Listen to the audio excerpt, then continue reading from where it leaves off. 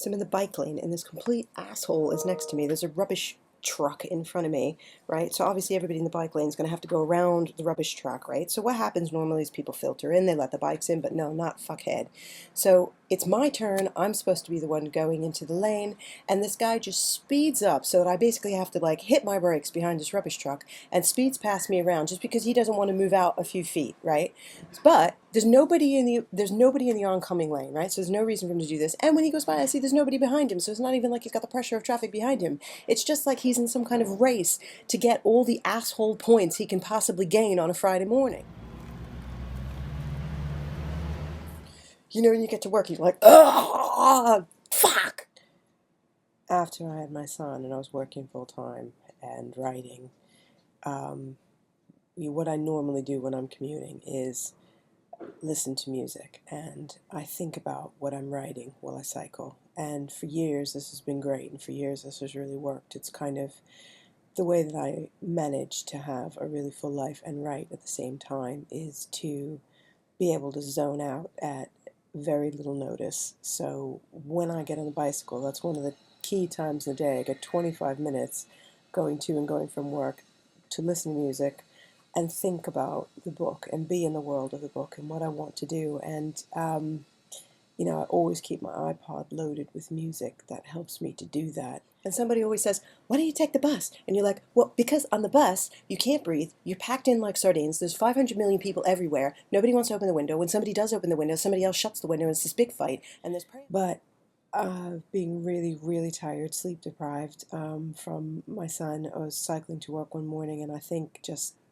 not just not with it. And two people stopped in front of me. I realize now they stopped for a pedestrian crossing. We were coming downhill, and suddenly it was like I just looked up, and these two bikes were just dead stopped, and I grabbed the brakes, just grabbed both brakes really hard, and realized now that obviously squeezed the front brake too hard.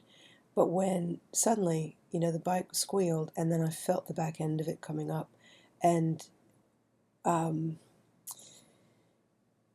I thought for a second, this just can't be happening. And then the next minute, the next second, it was. And it's amazing how your brain works in moments like this, when you're basically in a life and death situation, and your brain slows down. It's like a fantastic story, Bullet in the Brain. If you've not read that, you must. But where his brain slows way, way down, and so you get this entire story in what's like a minute. But your brain really genuinely does do that. I don't know if you've ever had that experience, but if you, so the bike is starting to flip. I realize it's starting to flip. I realize I'm going to go over these handlebars. I'm going fast. It's been a very long time, decades, since I actually hit the pavement at speed. And, it's obviously terrified, but there's no time. And as the bike started to flip and I went, it's happening, my mind just kicked in. It started talking to me, and it just went, don't worry, you know how to fall. You're going to just hit the ground. There's nothing you can do about it. Just relax. You're going to be all right. No matter how long it takes, you're going to recover from this.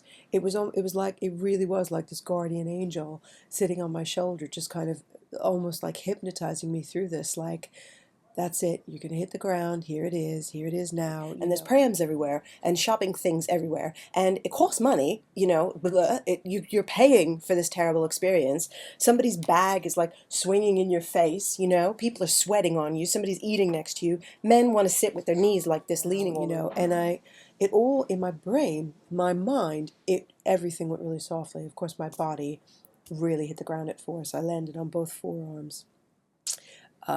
Like that, and just my body then came down this way, and then the bike flipped and landed on top of me with the child seat, and it was loaded up. I had my laptop in it, the basket on it, and then I just started screaming. I'm not saying that when people get really, really badly hurt here, they don't make any noise, but British tend to be a lot more inhibited about screaming than I am. As a native New Yorker, when it's time to scream, I scream. I couldn't breathe. I thought I'd broken my ribs.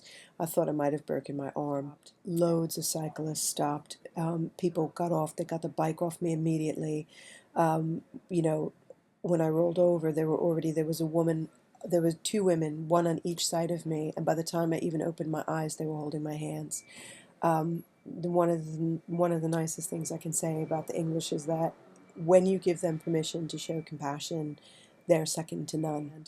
And then these two men stopped and blocked the bike lane and blocked the traffic so that they forced the cars to slow down and go around me. So I was laying in the road, and because it was uphill, I was laying upside down, so my head's lower than my feet on my back. Couldn't breathe. But they said, do you need an ambulance? And I said, yeah, I do, because where was I going to go? I did need an ambulance, and like I said, I was afraid my rib was broken. So when they found out it was going to be 45 minutes, these four people they just stayed there. They just stayed with me the entire time. And, we talked a bit, and there was one woman next to me. I'll never forget her. And she stayed with me not only until my husband got there and the ambulance got there. She walked me to the ambulance. And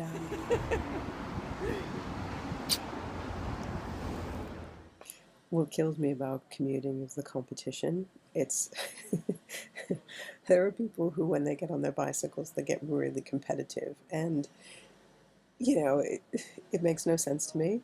You just think, all right, you know what, if that makes you enjoy your commute, and as long as you're not endangering other people. But that's often the issue, isn't it? It's like, they'll just do these daredevil things, and London roads are not built for that. The visibility is not fantastic. They're small, they're narrow, and they're quite, you always feel like you're moving through a school of fish, no matter where you are, between bicycles, pedestrians, there's something coming at you from every single angle all the time. But what kills me, right, is that you get these, like, it's men, I'm sorry, but it's just men. And they'll kind of, come around you and they just look all serious, and they've got their, like, padded ass cycle shorts, um, you know, and, like, they'll kind of, like, when they go by, you just get this real impression that they're, like, proud of themselves for having passed you. And I just sit there and I think, you know what? If you're a man and you're in your 20s or your 30s, and frankly, even if you're in your 40s or 50s and you cycle with any regularity whatsoever, you really should be able to pass me. You know, I had a baby 2 years ago, so unless you had a baby 2 years ago, I don't want to hear it. My bicycle is where I got the idea about my witches flying. My latest book is about witches, and it's the deepest desire of their souls, or their...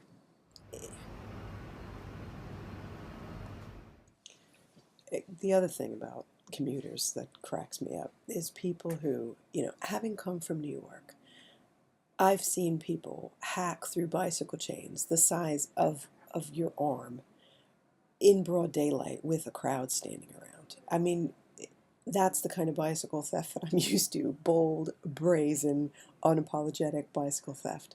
And so, my philosophy about these things is, if you don't want your bike to get stolen, you either have a cheap bike or you make your bike look cheap. And so I don't have, like, a tremendous amount of sympathy for people who have bikes that are worth thousands of pounds, and then they worry about them.